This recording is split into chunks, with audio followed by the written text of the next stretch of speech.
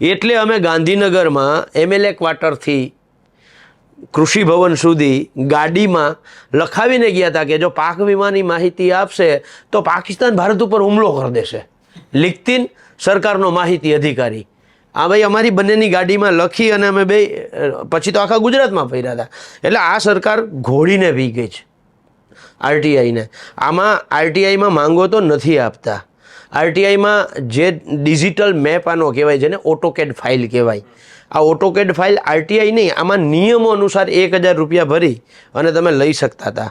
જો AutoCAD file મળે તો શું થાય, તમે ખેડૂતને એ ઓટોકેડ ફાઇલથી ગૂગલ મેપની સાથે સરકારે જે માપણી કરીને નકશો બનાવ્યો છે એને તમે જોડી, ગૂગલ મેપ હારે જોડી અને લોકોને કહી શકો કે અહીંયા તમારો કૂવો છે, અહીંયા બોર છે, અહીંયા મકાન છે, અહીંયા તમારો હેઢો છે. તો એમ કહે હા તાક તો હવે સરકારે હેઢો અહીંયા કરી દીધો છે. એમાં ઓટોકેડ ફાઇલમાં એ જોગવાઈ છે કે તમે એને માપીને દેખાડી શકો કે એટલા ફૂટ કે એટલા મીટર તમારો હેઢો દૂર જતો રહ્યો છે.